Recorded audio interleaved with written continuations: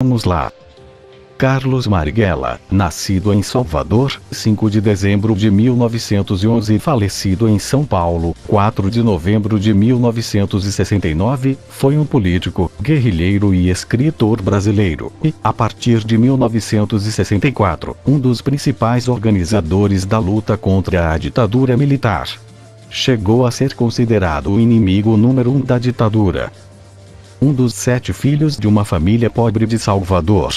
Seu pai era o operário Augusto Marighella, imigrante italiano da região da Emília e da baiana Maria Rita do Nascimento, negra e filha de escravos africanos trazidos do Sudão, negros Alsás, nasceu na capital baiana, residindo na Rua do Desterro 9, Baixa do Sapateiro, onde concluiu o seu curso primário e o secundário e, em 1934, abandonou o curso de Engenharia Civil da Escola Politécnica da Bahia para ingressar no PCB. Tornou-se então militante profissional do partido e se mudou para o Rio de Janeiro, trabalhando na reorganização do PCB. Conheceu a prisão pela primeira vez em 1932, após escrever um poema contendo críticas ao interventor Juraci Magalhães. Libertado, prosseguiria na militância política, interrompendo os estudos universitários no 3º ano, em 1934, quando deslocou-se para o Rio de Janeiro. Em 1º de maio de 1936, durante a ditadura na era Vargas, foi preso por subversão e torturado pela polícia de Filito Muller. Permaneceu encarcerado por 1 ano. Foi solto pela macedada, nome da medida que libertou os presos políticos sem condenação. Ao sair da prisão entrou para a clandestinidade, até ser recapturado, em 1939. Novamente foi torturado e ficou na prisão até 1945, quando foi beneficiado com a anistia pelo processo de redemocratização do país. Elegeu-se deputado federal constituinte pelo PCB baiano em 1946. Nesse período teve um breve relacionamento com Elza Sento-Se, operária da Light, com quem teve um filho, Carlos Augusto Marighella, nascido a 22 de maio de 1948 no Rio de Janeiro. Neste mesmo ano Marighella voltou a perder o mandato, em virtude da nova proscrição do partido. Voltou para a clandestinidade e ocupou diversos cargos na direção partidária.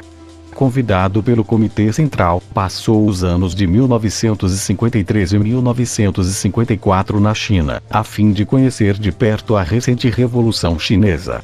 Em maio de 1964, após o golpe militar, foi baleado e preso por agentes do DOPS dentro de um cinema, no Rio. Libertado em 1965 por decisão judicial, no ano seguinte optou pela luta armada contra a ditadura, escrevendo Crise Brasileira. Em dezembro de 1966, renunciou à Comissão Executiva Nacional do PCB. Em agosto de 1967, participou da Conferência da OLAS, Organização Latino-Americana de Solidariedade, realizada em Havana, Cuba, a despeito da orientação contrária do PCB. Aproveitando a estada em Havana, redigiu algumas questões sobre a guerrilha no Brasil, dedicado à memória do guerrilheiro Che Guevara e tornado público pelo Jornal do Brasil em 5 de setembro de 1968.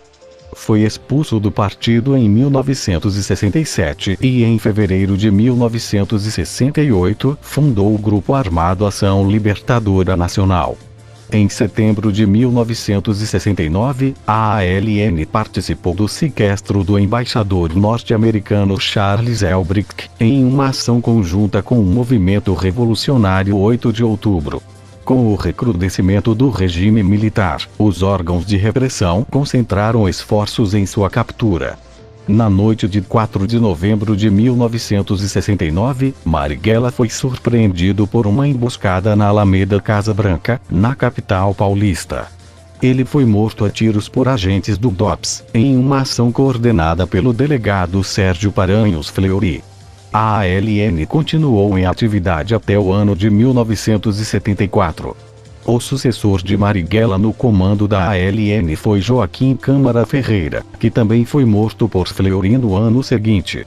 Os militantes mais atuantes em São Paulo eram Yuri Xavier Ferreira, Ana Maria Nassinovic Correia, Marco Antônio Valmonte e Gil Mercer, que continuaram fazendo panfletagem contra a ditadura até meados de 1972, quando também foram mortos numa emboscada no bairro da Mooca, ao saírem do restaurante Varela. 18 de seus militantes foram mortos e 5 foram considerados desaparecidos. O último líder da ALN foi Carlos Eugênio Sarmento da Paz, que sobreviveu autoexilando-se na França, voltando ao Brasil após a anistia. Esse foi mais um vídeo de história, e se você gostou, se inscreva no canal, e comente a pessoa que você quer saber mais. Vamos ficando por aqui, deixe seu like, e até a próxima. Tchau.